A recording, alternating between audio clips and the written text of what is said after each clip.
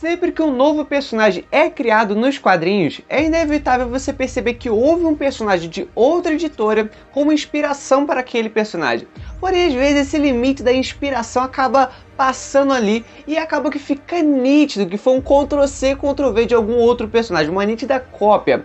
Bom, e é sobre isso que nós vamos falar hoje, porque hoje eu vou te mostrar 14 personagens que tanto a Marvel quanto a DC já copiaram uma da outra. Vem comigo. Fala aí, nerds, aqui é o Daniel. Então, pessoal, logicamente, nesses mais de 80 anos de história de quadrinhos, é muito comum que algum personagem tenha certas semelhanças com algum outro que já foi criado, né? Até porque existem milhares e milhares de novos personagens sempre surgindo por aí. E é logicamente, né, é muito difícil você fazer algo inovador, algo que nenhum outro personagem tenha. É uma ideia muito difícil, né? Com isso, hoje nós vamos falar de personagens que foram tão criados, né, naquele famoso copia, mas não faz igual. Você conhece quando você era da escola lá, algum amigo falava, ó, copia, mas não faz igual. Então, as editoras fizeram a mesma coisa. Mas antes de eu te mostrar essa lista completa, deixe algum comentário aqui sobre o que você considera ser um plágio. Você acha certo essa copiação da Marvel da DC? Você acha que é um plágio? Ou só que pra você é só uma inspiração e não tem problema nenhum e tá certo se basear pra fazer um novo personagem? Comenta aqui, porque isso me ajuda demais na divulgação de novos vídeos e me incentiva a continuar fazendo esse vídeo pra você, tá bom? Flash e Mercúrio. Vamos começar um que é bem óbvio, né? Bem nítido de perceber. Flash foi criado lá em 1940 e Mercúrio foi criado em 1964. Por mais que as origens dele, logicamente, né, sejam bem diferentes uma da outra, né, já que um foi atingido por um raio e o outro é um mutante, não dá para negar, né, que a Marvel, logicamente, copiou a DC no Flash. Porém, mesmo copiando, né, mesmo fazendo um Ctrl+C, Ctrl+V ali, o Mercúrio nunca conseguiu chegar aos pés do Flash, né? Mesmo o Mercúrio tendo velocidades incríveis, o Flash consegue vibrar moléculas, viajar no tempo, entre outras coisas absurdas que ele pode fazer e até emprestar parte dos seus poderes para outros personagens. Então, tipo assim, é um nível que o Mercúrio nunca chegou. Arqueiro Verde e Gavião Arqueiro. Bem, essa daqui está nas comparações mais óbvias, né? Já que os dois pegaram meio que aquele charme, aquela pegada ali do Robin Hood, né? Uma história muito conhecida lá daquela pessoa com um arco assim, que ajudava os pobres, essas coisas assim. Arqueiro Verde sempre foi muito mais conhecido, né? Já que ele veio primeiro em 1941 e fazia parte da Liga da Justiça, que sempre foi muito mais conhecida. Porém, mesmo assim, Gavião Arqueiro, que foi criado lá em 1964, também ganhou muito espaço, muito destaque, já que ele ficava ao lado de personagens muito importantes da Marvel, como os Vingadores. Então, logicamente, né, ele ganhava muito destaque por ficar perto do Capitão América, sempre a HQ dele sempre vendeu muito bem, então essas coisas assim. Mas fica nítido que a Marvel copiou novamente a DC. Homem Elástico e Senhor Fantástico. Os dois, né, tem muita comparação, na verdade, com o Homem Borracha, que chegou primeiro em 1941, que tem aquela pegada mais de brincalhão, essas coisas assim. E eu até poderia botar uma comparação com o Senhor Fantástico versus o Homem Borracha, né, porque são de cada editora, mas eu quis fazer essa daqui porque ela tem muito mais sentido, já que um é muito parecido com o outro no sentido de personalidade também, essas coisas assim.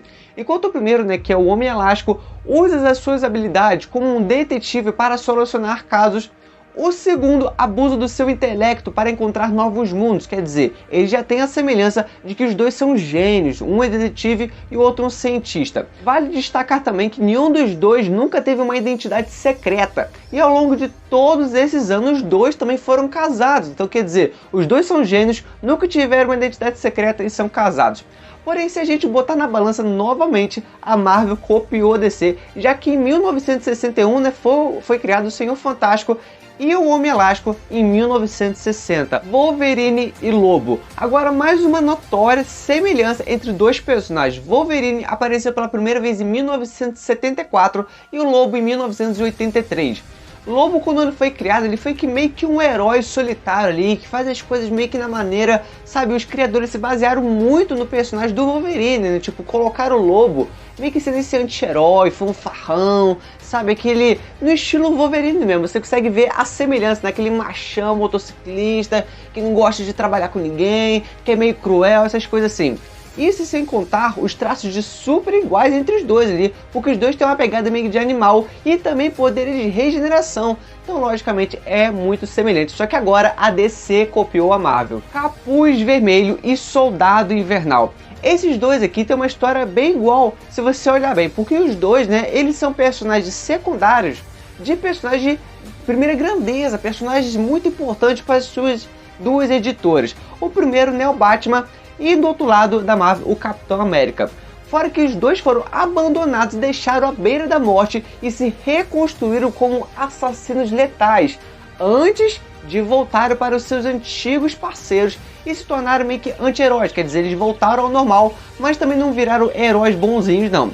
Tanto o Jason Todd quanto o Buck Barnes, né, que é o Soldado Invernal, deixaram para trás os dias de Robin e Buck, e hoje eles passam a ser considerados as versões mais jovens e radicais do Batman e do Capitão América, meio que eles são os mirim dos dois ali. A diferença é que o Capuz Vermelho veio primeiro em 1983 e o Soldado Invernal só em 2005. Sim, pessoal, Soldado Invernal é uma HQ bem recente. Aquaman e Namor. Aqui também basta olhar para você perceber que os dois são logicamente muito parecidos. Os dois são filhos de mulheres atlantes, né, com homens mortais, aquela história lá que semideuses vêm para a Terra, essas coisas assim. E tem que conviver com o dilema de assumir o poder, né, o fardo da realeza e se aventurar na terra firme. Eles são do mar, mas tem que vir para a Terra se descobrir, essas coisas assim. A maior diferença fica por conta que o Namor muitas vezes já agiu como vilão e tem meio que um amor proibido ali com a Sue Storm, né, que é a mulher invisível, esposa do Reed Richards do Quarteto Fantástico. O cara gosta de botar um chifre ali no Reed Richards. Aquaman, embora, né, ele proteja o seu povo, ele costuma agir muito mais de sincronia com a Liga da Justiça e isso torna um super-herói de verdade, né? Ele é muito mais herói do que o Namor. Porém, dessa vez, né, quem copiou foi a DC, já que Namor veio primeiro em 1939, como um dos primeiros personagens da Marvel, e Aquaman só 2 anos depois, em 1941. Mas a realidade, né, é que Aquaman ficou muito mais conhecido do que o Namor. Patrulha do Destino e X-Men. Aqui está mais um caso, né, de grande coincidência, né? A Patrulha do Destino fez a sua primeira aparição na HQ, né, Minha Maior Aventura número 80, apenas alguns meses antes de X-Men Volume 1. Logicamente, né, não é tempo suficiente para você copiar toda a ideia, né, e publicar dos seus moldes, do jeito que você quer. Porém, logicamente, né, fica muito nítido que a Marvel ela fez isso com a DC. Só que também, né, o Arnold Drake, né, que foi o que criou esse grupo da DC, tem certeza, né, que o Stan Lee plagiou ele na época que foi lançado o X-Men. Então, esses dois ele tem esses embates aí. As duas equipes são taxadas como as duas aberrações e os dois times precisam salvar aqueles que temem e odeiam. Quer dizer, os X-Men eles salvam os humanos, mas ao mesmo tempo eles também odeiam os humanos, essas coisas assim. E como sabemos, os mutantes ganharam muito mais destaque e sempre foram muito mais populares do que a Patrulha do Destino, né? Já a Patrulha do Destino, por outro lado, se reencontrou com Grant Morrison, que é um baita escritor, e assumiu, né, esse tom caótico, muito diferente dos X-Men. Lanterna Verde e Nova. Outro aqui que você vai ver que tem uma enorme semelhança. Tanto Hal Jordan, né, que é a Lanterna Verde, quanto o Richard Rider também são terráqueos escolhidos por uma tropa intergaláctica pelo policiamento espacial. Ambos são alimentados por uma força ilimitada de poder que pode ser canalizada pelo anel ou pelo traje. Então já vê a diferença ali, né? Só que a maior diferença fica por conta das suas personalidades, que são bem diferentes, né? Enquanto o Hal Jordan, né, é conhecido por ser charmoso, aquele teimoso e ao mesmo tempo corajoso, Ryder é generoso e tímido e ao longo do tempo teve que aprender a ter mais autoestima, quer dizer, ele não confiava muito nas suas habilidades. Logicamente, na Lanterna Verde veio primeiro, já que ele faz parte da Liga da Justiça e ele foi inventado em 1940. Porém, Nova só veio em 1976. Batman e Cavaleiro da Lua. Agora, com certeza, uma das maiores comparações que os fãs fazem, né, são entre esses dois personagens. Eu mesmo já fiz muita comparação, já pensar que praticamente é um copiando o outro, né? Pessoal, os dois são muito ricos, possuem muito dinheiro e ao mesmo tempo são os vigias da noite, estão sempre agindo pela noite, combatendo os bandidos, essas coisas assim. Enquanto o Batman, é guiado pela morte dos seus pais, o Cavaleiro da Lua é guiado pelo seu deus egípcio, o deus Khonshu, que usa ele como um avatar para agir no mundo normal.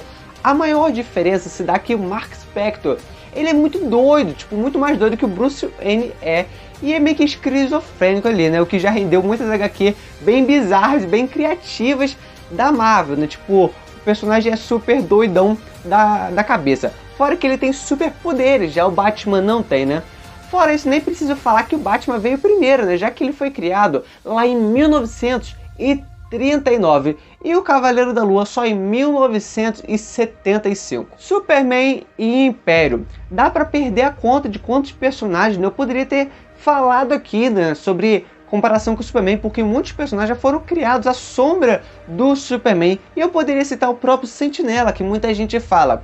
Porém, hoje nós vamos falar de um personagem diferente, o Império, que tem todos os poderes também do Superman, todos os poderes do Homem de Aço.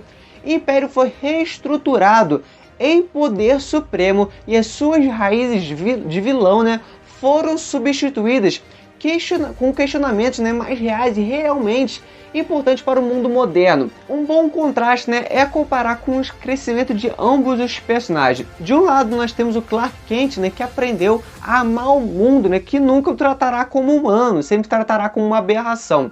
Graças aos valores, que Martha e Jonathan Kent, que são os pais adotivos dele, deu para ele.